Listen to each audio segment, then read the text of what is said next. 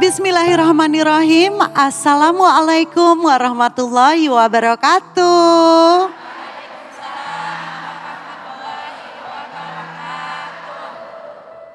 Alhamdulillah kita bisa berkumpul di masjid yang indah ini di At-Thohir Tapos. Tentu saja di mana lagi kalau bukan di kajian hati.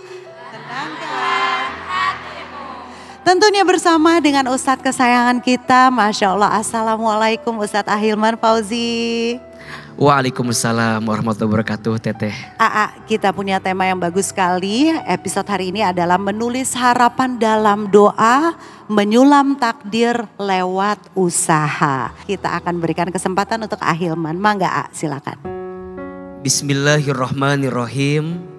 Assalamualaikum warahmatullahi wabarakatuh.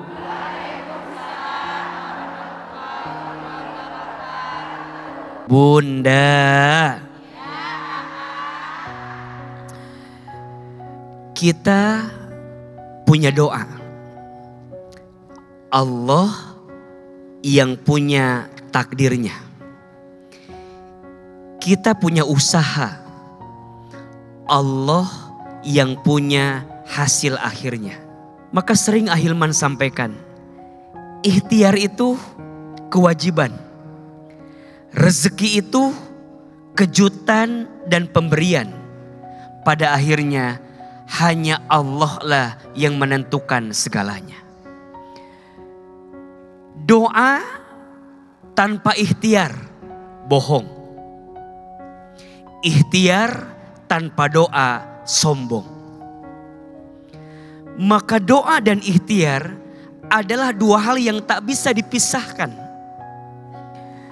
Makin banyak doamu, maka harus makin serius ikhtiarmu. Makin serius ikhtiarmu, maka harus makin banyak doamu. Karena mohon maaf, boleh jadi ikhtiar yang engkau hadirkan belum mendapatkan hasil yang terbaik. Karena mungkin doamu yang kurang. Sebaliknya, doa kita sudah banyak. Tapi kenapa hasilnya tidak sesuai? Mungkin ikhtiarmu yang belum maksimal. Sering kita bertanya tentang tawakal. Apa itu tawakal? Tawakal itu bukan diam. Tawakal itu bukan kalah. Tawakal itu bukan menyerah. Tawakal itu bukan mengalah. Tawakal itu berserah kepada Allah atas semua apa yang Allah titipkan kepada kita. Langitkan doanya, maksimalkan usahanya, hasilnya serahkan kepada Allah. Begitupun dalam urusan rezeki. Banyak orang yang sering frustasi urusan rezeki. Banyak orang yang sering gelisah dengan urusan rezeki. Padahal yang menentukan rezeki siapa? Allah. Allah Ar-Razzaq, Allah yang maha pemberi rezeki. Apa di antara amalan yang bisa memudahkan rezeki? Satu, istighfar. Bunda sayang, perbanyak istighfar. Karena ternyata rizkimu akan semakin mudah dan lancar saat istighfar dilantunkan di lisanmu. Yang kedua, menjalin silaturahim. Kata Nabi SAW, man ahabba an yubsatalahu fi rizqihi wa yunsa'alahu fi atharihi falyasil rahimahu.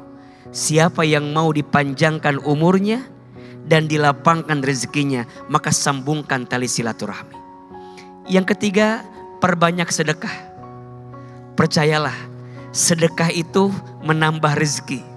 Sedekah itu memudahkan rezeki. Bahkan sedekah itu menolak bala dan musibah. Yang keempat, bertakwa kepada Allah.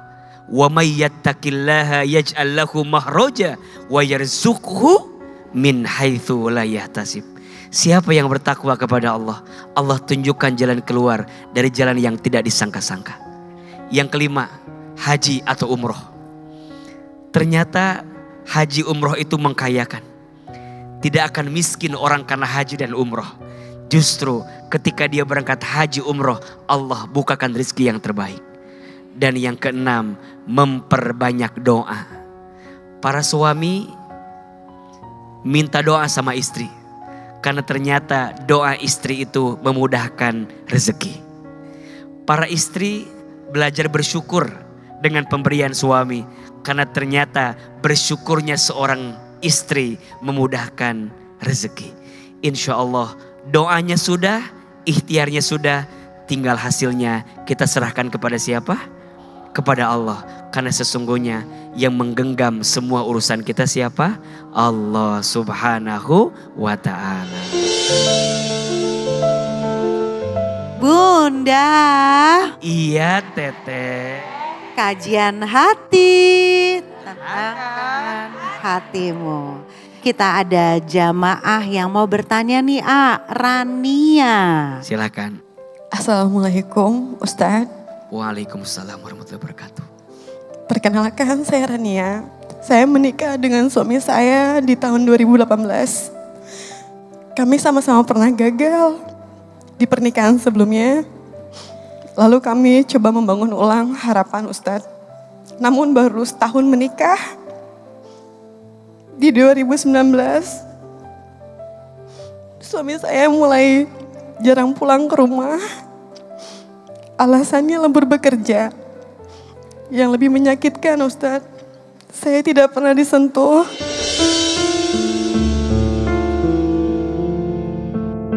Yang kedua, pernikahan saya ini kan diberi mas kawinnya seperangkat alat sholat Ustadz. Namun ironisnya selama pernikahan itu tidak satu kali pun beliau mengajak saya sholat bersama. Bahkan untuk sekedar mengingatkan saja tidak. Yang paling menjadikan lagi, kalau Idul Fitri atau Idul Adha itu suami saya hanya tidur. Tidak pernah mengajak saya dan anak-anak itu untuk ke masjid.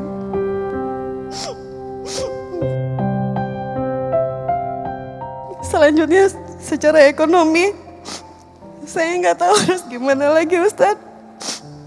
Saya mendapatkan financial abuse. Saya hanya dijatah 200.000 per hari. Di mana biaya hidup kami di Kalimantan dengan 3 orang anak itu sangat terbatas Ustadz. Saat pacaran, beliau memberikan saya tuh 30 juta per bulan. Namun ketika menikah, untuk sembako seperti mie, garam, kecap itu beliau yang beli. Saya tidak diberikan wewenang untuk dapat mengurus kebutuhan ekonomi. Sampai puncaknya adalah ketika saya meminta dibelikan tempat sendok seharga 50.000.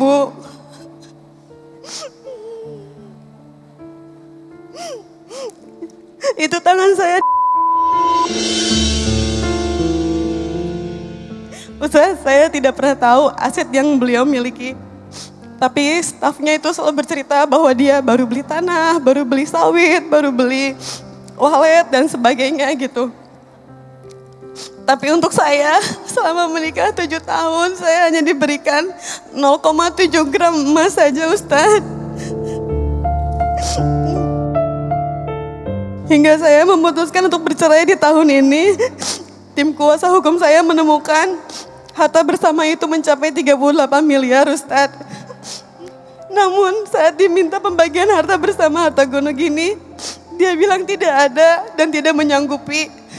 Akhirnya saya hanya diberi 1 rumah yang saat ini ditempati oleh anak-anak. 1 buah mobil dan uang tunai. Total keseluruhannya tuh nggak sampai 1 miliar. Pertanyaan saya, Ustaz, salahkah saya memutuskan bercerai karena pernikahan ini sudah tidak lagi sesuai marwahnya Ustaz? Saya tidak disentuh, tidak dibimbing dengan baik di jalan Allah dan tidak diberikan keadilan hak finansial sebagaimana mestinya. Terima kasih. Assalamualaikum warahmatullahi wabarakatuh.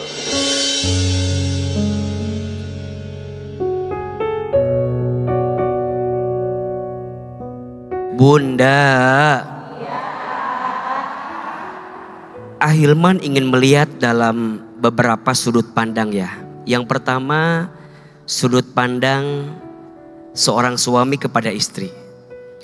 boleh jadi mohon maaf ya, kadang menurut suami kita apa yang diberi itu sudah cukup. Tapi kadang kita sebagai istri merasa tidak cukup. Mungkin di situ ada satu yang harus kita sepakati tentang makna bersyukur. Tentang makna berterima kasihnya seorang istri kepada suami. Bunda sayang, pemirsa Trans TV, belajar ya jadi istri yang pandai bersyukur. Belajar jadi istri yang pandai berterima kasih atas setiap pemberian suami. Karena percayalah, istri yang pandai berterima kasih kepada suaminya adalah istri yang akan mengantarkan kebaikan yang lebih banyak untuk suaminya. Maka pada bab itu, belajar bersyukur dengan apa yang Allah beri, itu adalah jawaban yang pertama. Yang kedua, bicara tentang suami harus memastikan kebutuhan keluarga dengan baik. Ingat ya, suami itu punya kewajiban memberi nafkah kepada istri. AA tidak setuju kalau suami, izin ya, terlalu hitung-hitungan. Hitung-hitungan boleh, tapi terlalu hitung-hitungan jangan. Dicatat bumbu masak, berapa yang keluar. Istri itu kalau mau bahagia, istri harus diberikan kekuasaan pada 3 ur. Ur yang pertama kasur, ur yang kedua sumur, ur yang ketiga dapur. Ada berapa? Ini catat nih, para suami, AA, semua, kalau istri mau bahagia, berikan 3 kekuasaan pada 3 ur. 1, kasur. Kalau sudah menikah harus punya kamar sendiri. Kalaupun kita masih tinggal dengan mertua, kalau bisa diusahakan masih sudah punya kamar sendiri. Karena seorang istri akan bahagia kalau dia punya kamar sendiri. Dia bisa merawatnya, dia bisa mengelolanya, itu akan bikin dia bahagia. Maka urusan kasur serahkan sama istri. Spraynya, selimutnya, apapun yang ada di kasur serahkan sama istri. 2, sumur. Harus punya kamar mandi sendiri. Maknanya istri senang bersolek. Maka kalau istri butuh kebutuhan untuk kosmetik, siapin atau tidak? Kasih atau tidak? Cantik butuh biaya?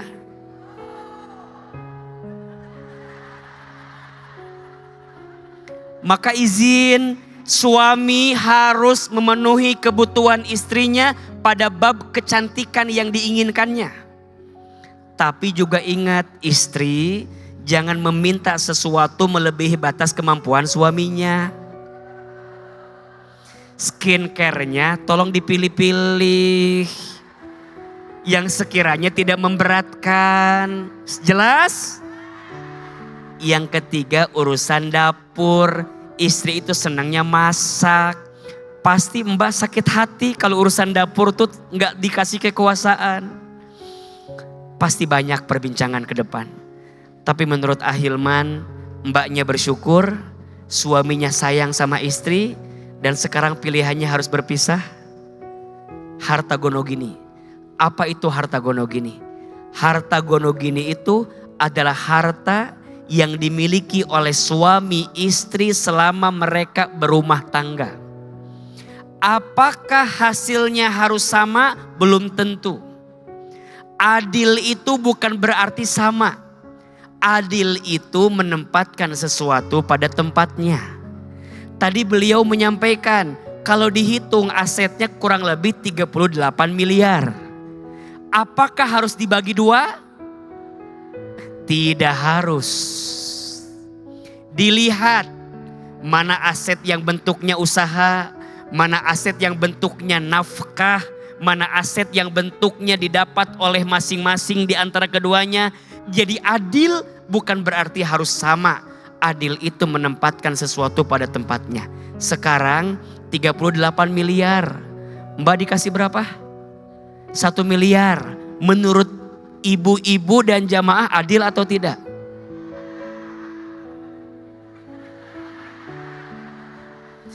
Subjektif kan? Maka kalau mau lebih adil, begini Mbak. Kalau mau adil, Mbak tulis kebutuhan Mbak. Tulis kebutuhan anak-anak Mbak. Sampaikan kepada mantan suami. Begini loh kebutuhannya. Anak kamu akan sekolah begini. Jadi berdasarkan bukan harta yang dimiliki, tapi berdasarkan kebutuhan yang akan kita penuhi ke depan. Dan ingat, kalaupun dia nanti jadi mantan suamimu, tidak ada yang namanya mantan ayah, tidak ada yang namanya mantan anak. Dia masih bertanggung jawab terhadap tumbuh besarnya daripada anak-anak Mbak dari suami Mbak tersebut. Dan Mbak, kalaupun gak dikasih, jangan khawatir. Karena yang ngasih rezeki bukan suami. Setuju gak? Kita kaya bukan karena harta gono gini. Yang ngasih rezeki adalah siapa? Adalah Allah. Tapi yang namanya hak harus kita bela. Harus kita pertahankan. Terus diusahakan, nanti di pengadilan akan ketemu seperti apa mungkin angkanya. Dan sidang hakim biasanya lebih bijak, lebih adil. Dan kalaupun Mbak gak dikasih, jangan putus asa. Kadang lebih baik Mbak pergi berpisah dengan orang yang menyakiti. Walaupun Mbak tidak punya harta. Karena harta bisa dicari. Tapi hati yang tersakiti susah untuk sembuh kembali. Betul? Mudah-mudahan ada jawaban yang bisa didapatkan. Wallahu a'lam bishawab. Aku jadi mempertanyakan kelayakan diri aku. Aku meragukan diri aku. Aku insecure. Aku mempermasalahkan semua yang ada di badan aku. Aku merasa kurang. Titik terendah aku tuh, aku pernah di tahap memperjuangkan pernikahan ini. Aku pernah berdiri di luar gerbang kantornya dia itu sampai 8 jam. Hujan. Tapi setelah itu dia juga tidak menemui saya. Dia malah bikin status dengan tertawa terbahak-bahak. Seolah menertawakan saya yang sedang ingin memperjuangkan rumah tangga. Dari situ titik balik saya merasa ini udah gak layak buat dipertahankan. Yang jelas aku merasa lebih lega karena aku tahu bahwa sejatinya tentang adil itu tadi tidak harus sama rata. Bahwa sesuai dengan kebutuhan saja itu sudah cukup adil. Dan itu menenangkan saya.